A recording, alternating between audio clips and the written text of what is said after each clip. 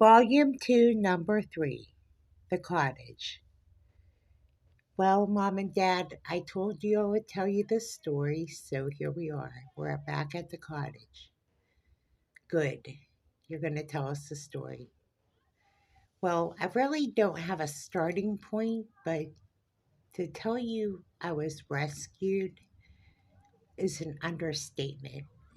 I came from Pennsylvania all the way to Missouri, and then in the whole bigger scheme of things, I was looking for a place to live.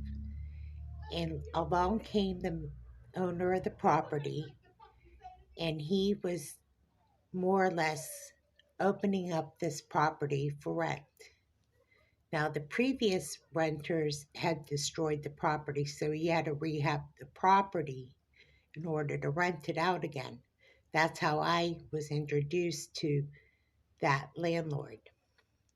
So I came in for an interview, and because the judge in my case had allocated relocation funds for me to move to Missouri as a result of domestic violence, I was allocated so much money for rent and deposit and some assistance that I was able to move into the house, which is the cottage that I'm talking about.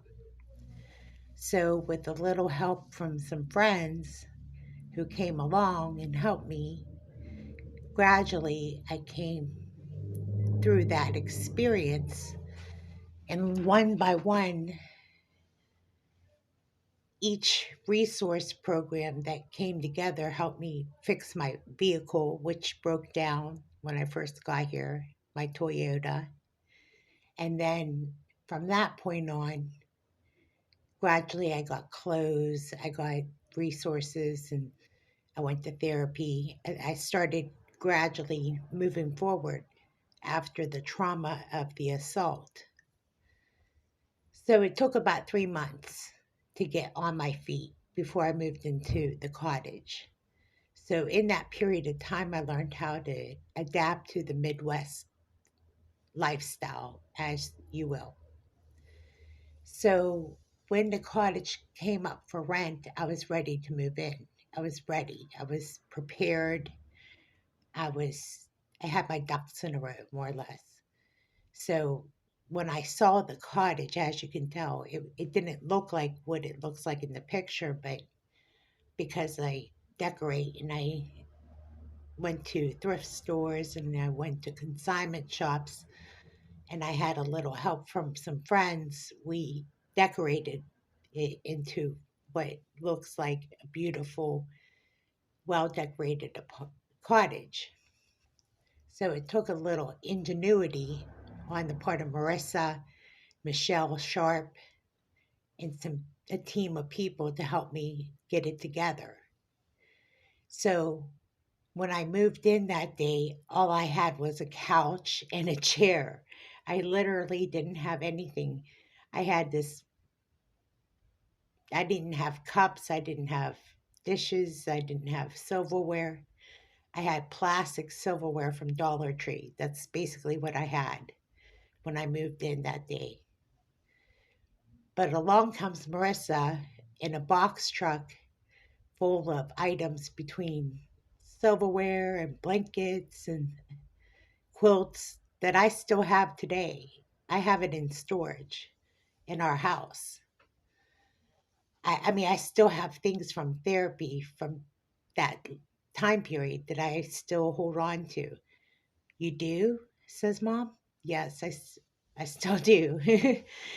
I can't believe I've been able to preserve some of this stuff, but I mean, when I say that quilt is ratted and it needs hemmed and it needs a lot of TLC, that's an understatement.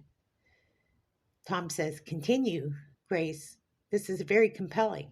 Yeah, it is. So when I tell you the yard was in dilapidated condition, it took 4 dump trucks to clean up the yard because they had trashed the yard. They turned the yard into a junkyard. The previous tenants, that is.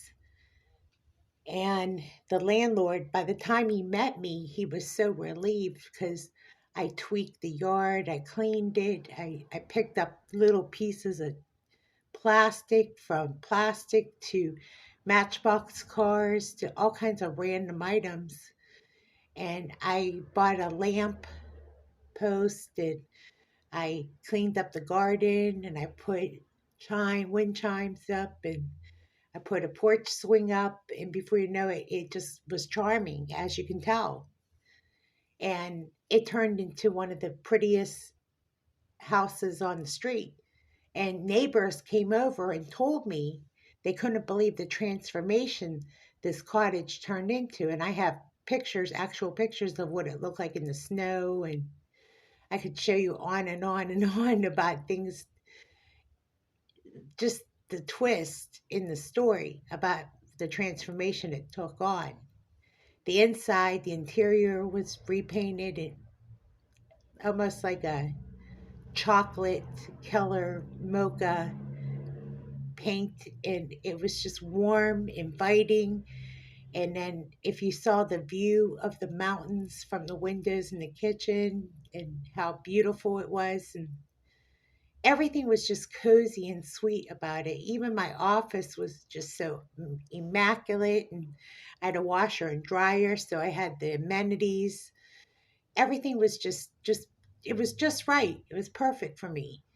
As I was obviously single and by myself with no children, and obviously my circumstances alone, I couldn't ask for a better situation. So I was there for uh, a lengthy amount of time. Michael comes along.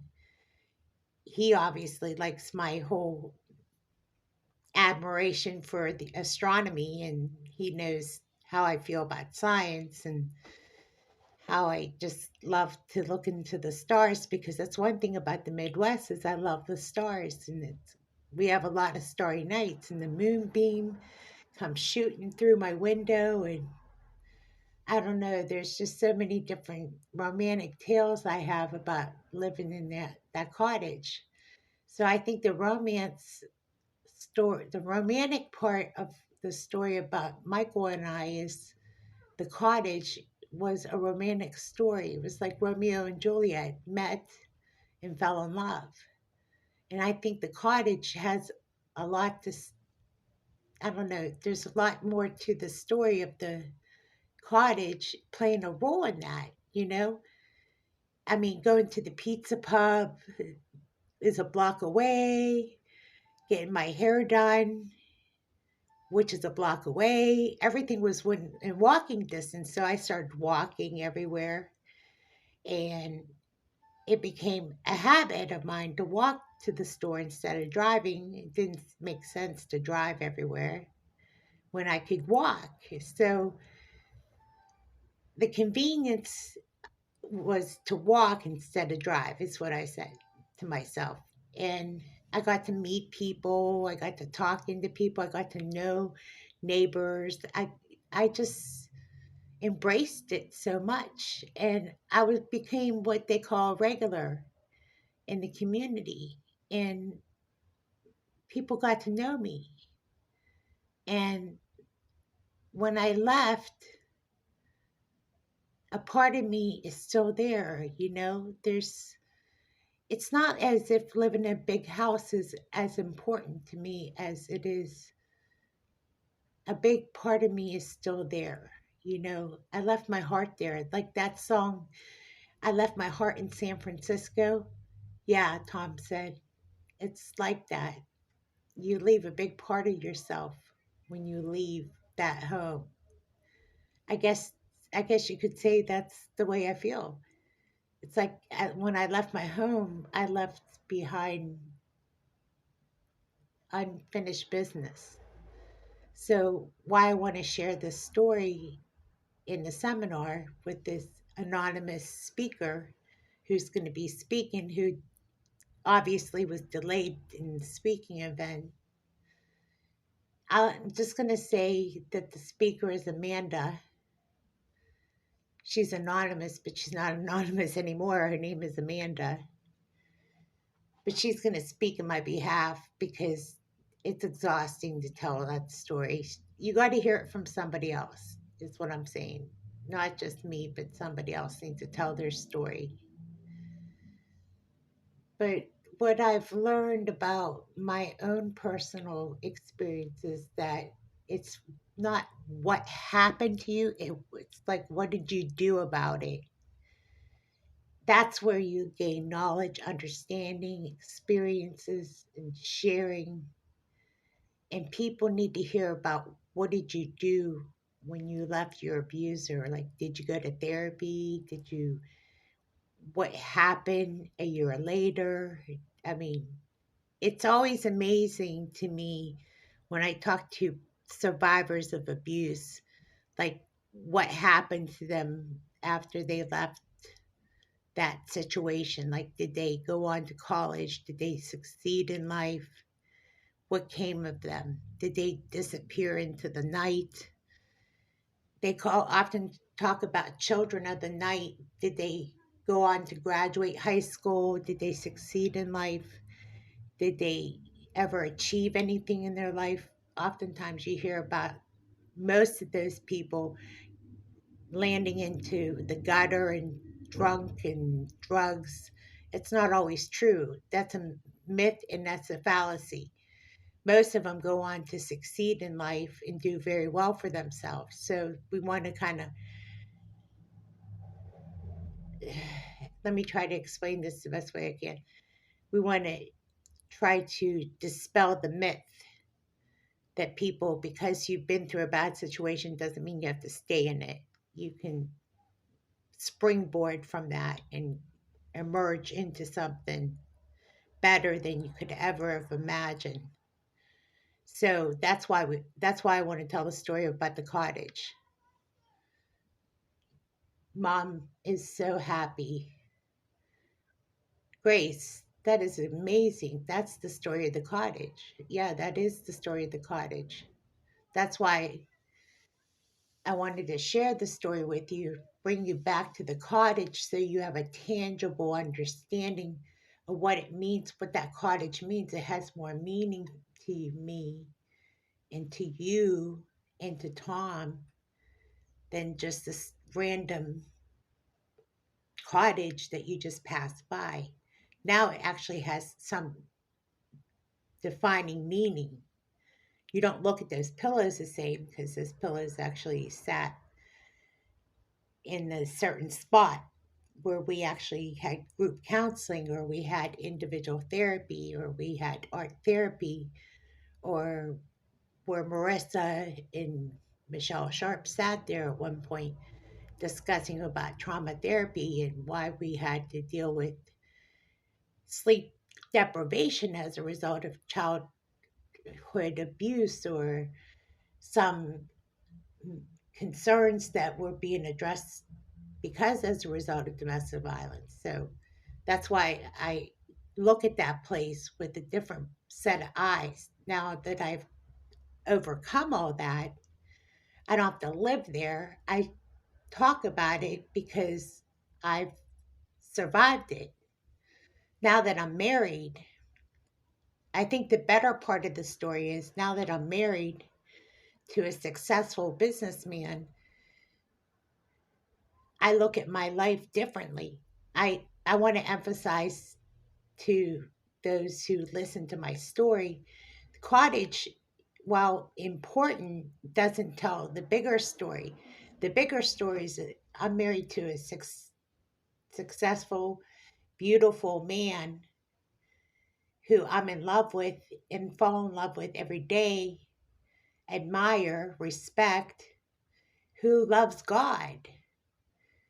And it's greater and greater of a story than the cottage itself. But not only that, he's a stand-up righteous man. Because of what he's been through, even tells the bigger story. The bigger story here is it's about love. It's about children. It's about mom. It's about dad. I haven't even been told part of the story where my family comes in the picture. I mean, somewhere in all this, my family comes in the picture and it all comes into focus. And then Amanda tells her story at the speaking event. as Amanda shares her story, you can tie it all together and you say, wow, this is really amazing. Like, I'm talking about people on a speaking circuit or speakers.com or whatever that may be. But the point is that you live your life after abuse, and years later, you find out that these people moved on and succeeded, went to college, and who knows what can happen to somebody after something as tragic as domestic violence. I mean, I might become a judge in the very system that saved my life. And I don't know if you know this, but it's always been my aspiration to become a judge. Really? Said Mom. Really? Said Dad. Yes, I want to become a judge in the court of common plea. I want to work in orphans court. It was always my dream to be a judge in the court system. Now it would take me years, and as I'm getting older, I probably would outlive, or I don't know. I don't know how long it would take me to become a judge. I would have to be a lawyer first and take my LSATs first and be in a law firm for 5 years and run for magistrate's office. But it would take me some time. But my ambition to become judge really is to decide whether or not at this point in my life I'm having children. And at my age, I have to decide, am I going to go for it and go forward and become a judge, a county children and youth judge? And that's my decision point that I'm at. Now, I haven't told my husband this, but this is what I'm talking about is my goal is to become a county judge. And that's what I decided to share with you. It's because of what I lived through all my life that I came to that crossroad. And one of the areas in my life, one of the pivot points is the cottage, then meeting my husband and graduating with my PhD or my doctorate or whatever I have to graduate with to get to the point where I can become successful in my career path. And that's really where I'm leaving off at. Well, my goodness, I had no idea that my daughter wants to be a judge. And Tom looks at her. He goes, if you ever become a judge, you would save lives, children's lives, women's lives, and even men's lives. I feel like at this point in my life, I'm still young enough, I could still do it. Now, granted, I have to work in a lawyer's office for 5 years to be eligible to work at that capacity, but I'm still willing to try. And I haven't talked it over with my husband, so please know this. I'm sharing my opening up to you. I'm opening up to you because I wanted to take you to the cottage today to share my story about what my ambition is. It's not just about being pregnant and having a child, it's about what do I really want out of my life? What do I want my children to experience when they see me graduating from college or graduating with my master's? Because my kids will be older by that point when they are at my graduation, whether it's my master's or my PhD, they'll be much older. My little ones will be in high school by the time I graduate. So I have to think long and hard about the decisions I'm making right now and the sacrifices I have to make. And right now, they're too young for me to. It's not that they're too young, it's just I'm going back to college and I'm going to study and I'm going to have to work very hard. And while they're young, I still have the opportunity to go to part-time classes online, and I'm going to make the small sacrifices, not at the expense of my husband and my children, but I'm going to make the small sacrifices, and we're going to hire some more people to watch the kids and care for the kids while I'm in school. And my husband will know all about it. You're the first to know, as you are the grandparents, but this is this is where I'm going with it. I made my decision today to tell you this, and he's going to be the next to know. I mean, I know telling you, Mom, and you, Dad, about this is important, but being at this cottage is just a reminder why I am doing this and why I want to do this. I feel that strongly about it. Grace, I'm so proud of you. If you become a judge, that's a highly respectable position to take. And first, you would be a great judge. Dad says to Grace, Grace, what an honor it would bring to your husband. I think your husband would be 100% behind you. I know. I have a great husband, and I have great parents. As Grace and Mom and Dad hug in front of the cottage, Grace's mom turns to her. I will never look at this cottage the same again. Even if I don't pass it by, I want to take a picture of it just for old time's sake. And Grace's mom takes a picture of it, and Grace's dad takes a picture of it. Wow. If only I could twist back time. If only we could buy this cottage. Hey, there, you never know. It might be up for sale at some point. So we'll keep our eyes out for it. Because if it's ever up for sale, we're buying it. And Grace applauds. Thank you. That would be my dream come true. That would be so awesome. As Grace, Mom, and Dad carry on and make their way back home, they just take in this whole experience and relish in this story of the cottage. Grace said, I told you I would tell you this story about the cottage. And Mom turns over and says, thank you for sharing that story. It means so much. You're welcome. It's hard to tell that story without not want to jerk back the tears, but it had to be told, said Grace. As Dad is so proud and honored, he is driving the car back to Michael and Grace's home. And they pull in and hold hands. And they say, Grace, we promise we're not going to say anything to him, but it is up to you to say something to him about what you want to achieve.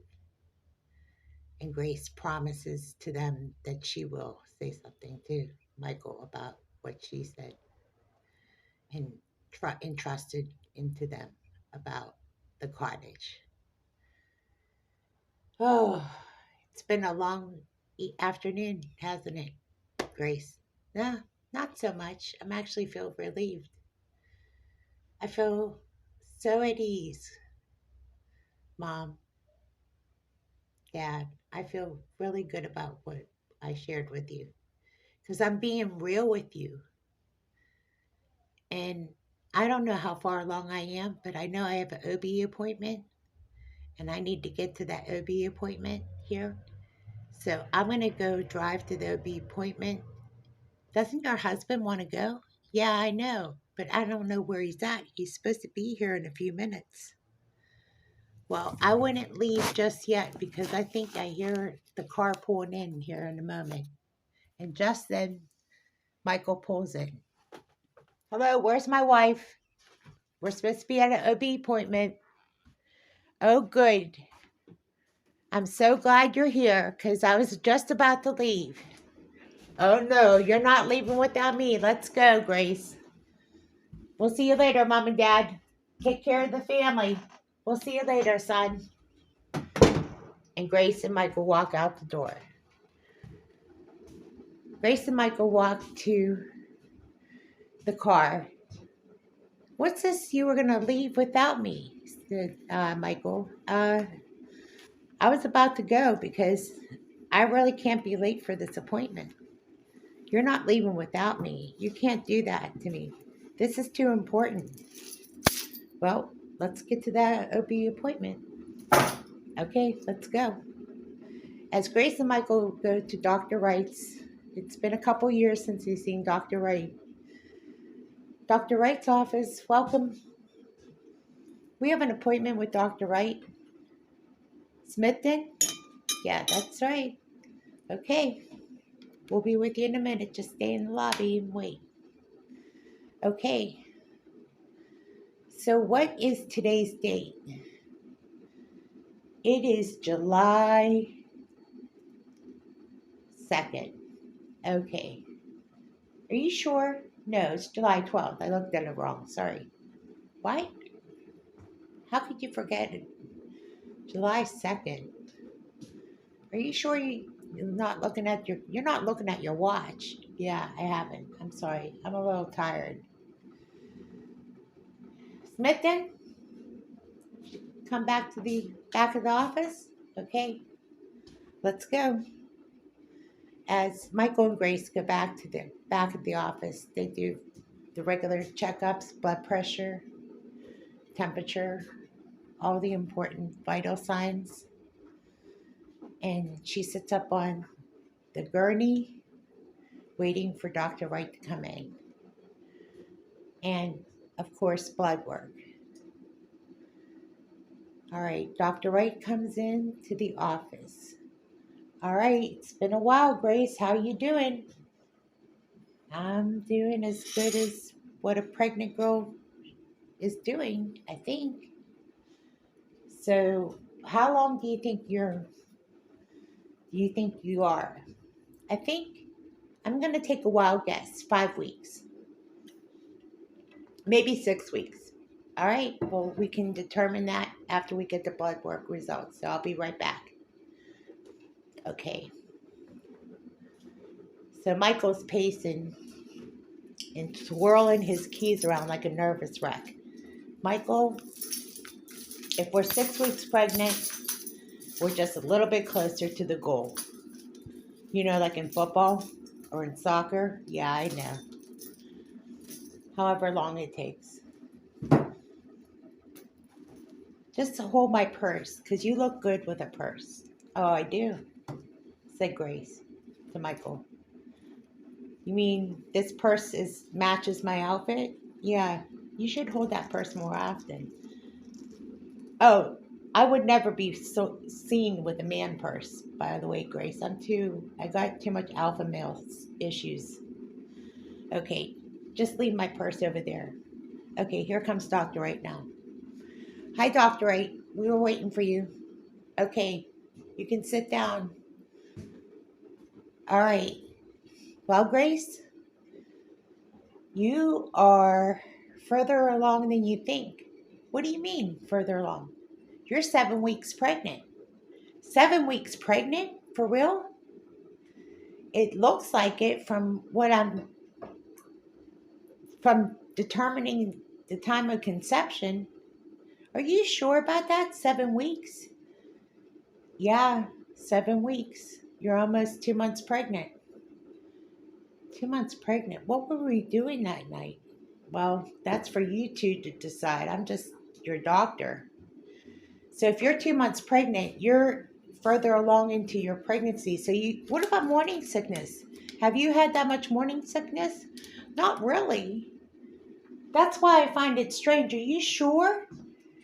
Well, Grace, we can always take another test and see if you're not further along. But right now, it looks like you're 7 weeks pregnant, going into your 8th week. 8 weeks pregnant. That's really, I'm not even showing that much.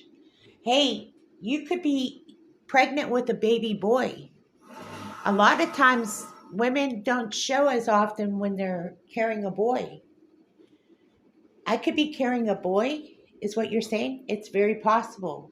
A lot of times in pregnancies with boys, they show less, and I can't, I'm just taking a wild guess.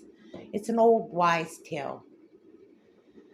Well, Dr. Wright, when would I find out the sex of the baby? Well, we could find out today because you are further along. I'm not sure if we'll find out the accurate amount, but we'll take you back to ultrasound. We can at least try. I can't say for sure, but we can try an ultrasound and the sonogram. Okay, let's go back. So they go back to ultrasound and do the sonogram. And wouldn't you know it, it's a boy. Grace, if I'm correct, looking at the x rays, you're having a boy. Michael, Grace, congratulations. Oh my God. Oh my God. We're having a boy.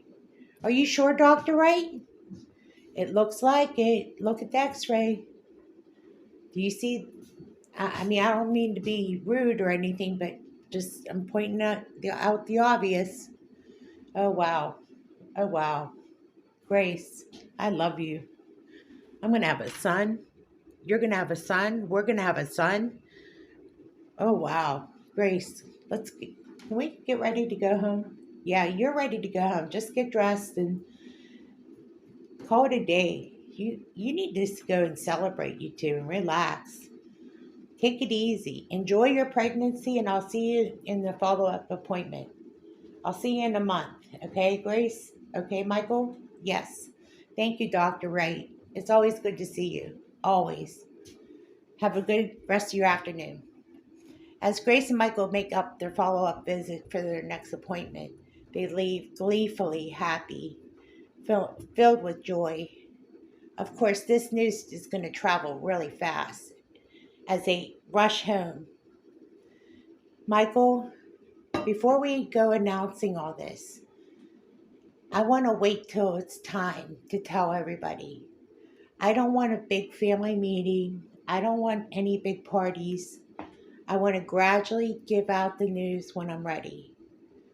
The last time we did that big family meeting announcement, I was a nervous wreck, and I saw you look like you saw a ghost. So can we just ease into this? Let's just celebrate, and you and I do something quiet. Let's just ease into this. You know, Grace, you make a very valid point.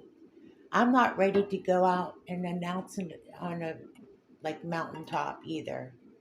So why don't we just quietly go home, take a nap, and rest and sleep on it, and then we'll decide from there. Why don't we pray about it too? I'm really thirsty, Grace, so let me drink some water. Okay. Are you okay? Well, it's a little hot. Do you want to go swimming tonight?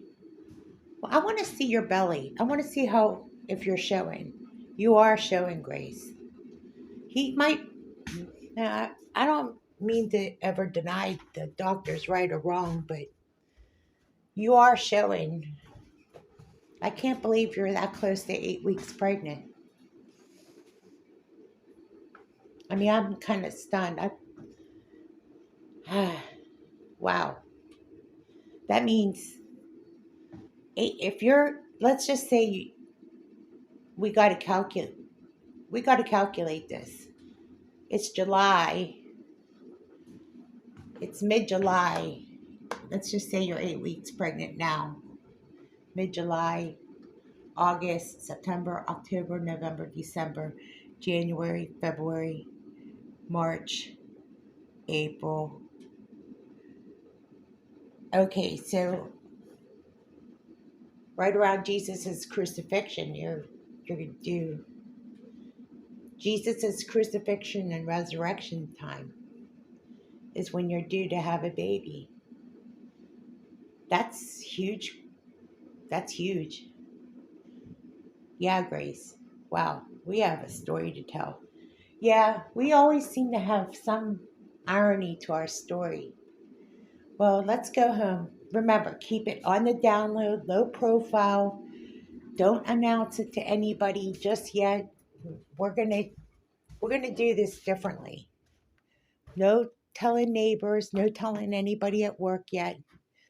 We're gonna plan this differently. We're gonna go about it differently from now on. Let's just go do some laundry, relax, listen to quiet music, talk, just have a mellow, quiet evening. The only thing we need to be focused on is hiring some people to help manage the home. That'll be our first goal. That'll be our first order of business is hiring another nanny and hiring some people at the house to help manage the home. And then when we're ready to get that part done, like we need like either a handyman or a landscaper or something to help keep things in order because it is still summer and the kids are still out of school. But once things get rolling, then we take the next step. Okay. Sound like a plan? Yeah, I like that plan. As long as you're not showing, then it's a lot different. Once you start showing, it's hard to keep it secret. Okay, I agree. As Michael and Grace finally get their plan together, they relax, and as everybody is out in the pool area swimming and relaxing and enjoying themselves, the kids are in the baby pool. They relax and they're at so at ease. They hurry up and run into the bedroom and they go hurry up and take a nap so that nobody notices that they're home. They escape and they relax into an easy, rested sleep. By the time everybody realizes that they are home, they realize that they're napping.